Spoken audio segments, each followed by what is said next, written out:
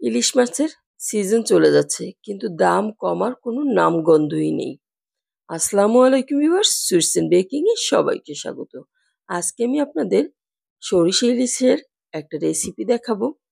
আশা করি সবার কাছে ভালো লাগবে। খুবই সহজভাবে আমরা কিভাবে সরিষা ইলিশটা তৈরি করতে পারি সেই রেসিপিটা নিয়েই হাজির হয়ে গেলাম।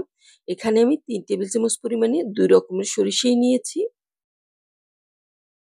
যাদের সরিষাটা একটু তেতো লাগে তারা নতুন সরিষাটা নিবেন, তাহলে সরিষাটা আর তেতো লাগবে না। এতে স্বাদমতো লবণ দিলাম, আরও দিয়ে দিচ্ছি কয়েকটি কাঁচামরিচ, দিয়ে ব্লেন্ড করে নেব।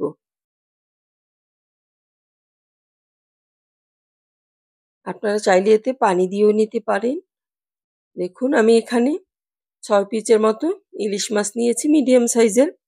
একটা প্যান বসিয়ে চুলায় দিয়ে দিলাম সরিষার তেল। আর সরিষা ইলিশে অবশ্যই সরিষার তেলটা মাস্ট। আমি দিয়ে দিলাম কিছুটা কালো জিরা, দিয়ে এর মধ্যে দিয়ে দিচ্ছি লাল মরিচের গুঁড়া। এভাবে দিলে হবে কি, এর কালারটা সুন্দর আসবে।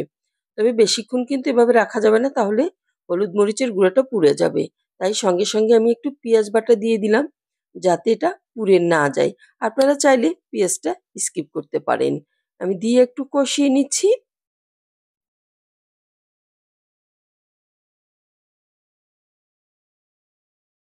এখন এতে দিয়ে দিচ্ছি সেই যে সরিষাটা আমি পেস্ট করে যে রেখেছিলাম, তার সম্পূর্ণটুকুই আমি দিয়ে দিব।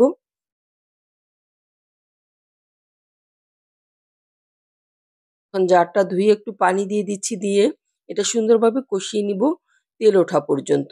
যখন এই ঝোলে তেল চলে আসবে তখন এর ভিতর দিয়ে দিতে হবে মাছ। খুবই সহজ ইলিশ মাছের রেসিপি কিন্তু। আর মাছটা যেহেতু খুবই সফট, খুব বেশি সময়ও লাগে না রান্না করতে। দিয়ে দিলাম স্বাদ মতো লবণ, দিয়ে আবার একটু মিক্স করে নিচ্ছি। আর দেখুন সরিষার উপরে কিন্তু তেল চলে আসছে।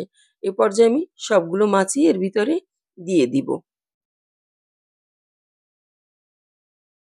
দিয়ে একটু উল্টে পাল্টে কষিয়ে নেব কিছুক্ষণ। আর এই অবস্থায় কাজটা সাবধানে করতে হবে, কারণ এটা খুবই সফট মাছ, না হলে কিন্তু ভেঙে যাবে মাছগুলি। এই যে নরম হাতে একটু উল্টে পাল্টে নিব কিছুক্ষণ।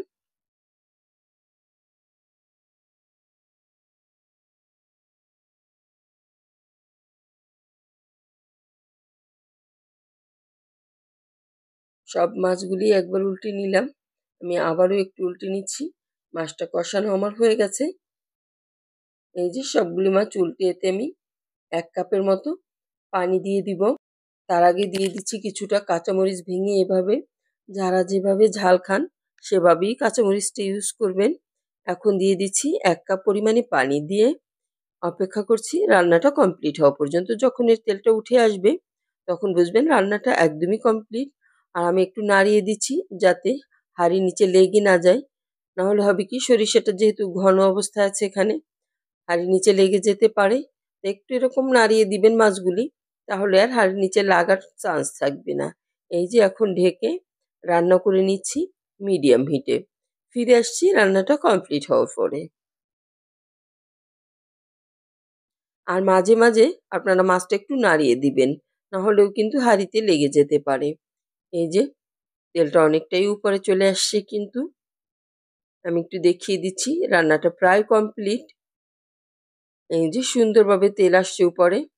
এখন আবারও একটু আমি নাড়িয়ে নিব, একদম সফট হাতে নাড়িয়ে নিতে হবে এটা। আর এরকমের সরিষা ইলিশ রান্নার টেস্টটা কিন্তু অসাধারণ হয়, এর ঘ্রাণটাও থাকে আর খেতেও খুবই মজা হয়। এই যে দেখুন সবগুলো মাছ একটু আমি নাড়িয়ে দিলাম।